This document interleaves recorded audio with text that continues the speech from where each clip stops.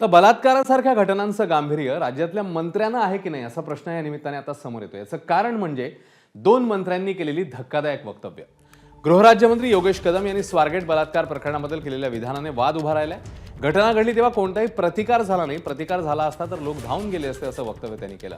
तर देशात गुन्हेगार असल्यानं असे प्रकार घडतच असतात असं बेजबाबदार वक्तव्य वस्त्रोद्योग मंत्री संजय सावकार यांनी केलंय। आधी त्यांनी केलेली ती धक्कादायक वक्तव्य आता आपण बघणार आहोत।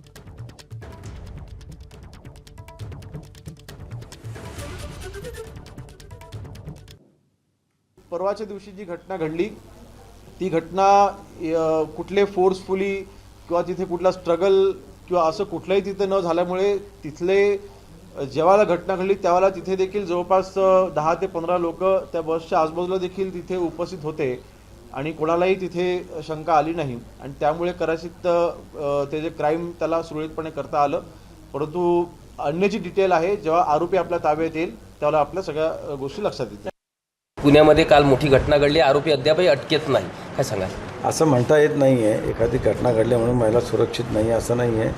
असं तर देशामध्ये म्हणाल तर घटना या घडतच असतात, कारवाई त्याच्याजवळ सातत्याने चालू असते। महिला असो की पुरुष असो प्रत्येकजण सुरक्षित राहायला पाहिजे। फक्त महिला सुरक्षित राहायला पाहिजे आणि पुरुष नको असं नाही आहे, सगळे सुरक्षित राहिले पाहिजे या दृष्टीने कुठलंही शासन असो हे प्रयत्नच करत असते।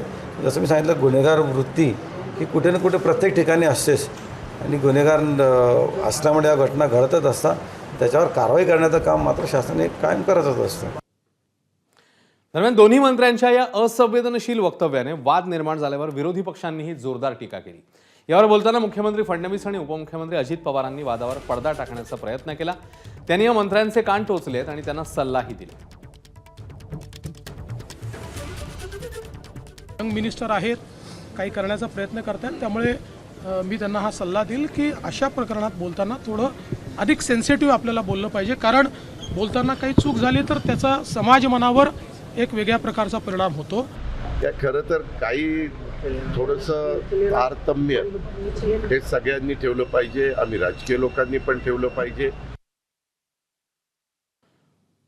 तर विरोधकांकडून वक्तव्याचा विपर्यास करण्यात आल्याचं स्पष्टीकरण मग मंत्री योगेश कदम यांनी दिले आहे, पाहूया। हे वक्तव्य मी केलं त्याचा विरोधकांकडून हा विपर्यास केला जातोय। ज्यावेळेस मी तिथे स्वारगेट येथे गेलो त्यावेळेस एक गोष्ट लक्षात आली की रहदारीचं ती जागा आहे आणि अशा रहदारीच्या जागेमध्ये जर का आमच्या बहिणीवरती अत्याचार होत असताना कोणी ऐकलं कसं नाही, कोणी मदतीसाठी धावून कसं गेलं नाही, हा प्रश्न जेव्हा म्हणजे त्या पोलिसांना विचारला त्यांनी जे मला उत्तर दिलं ते मी काल माझ्या प्रेसमध्ये मी सांगितलं होतं।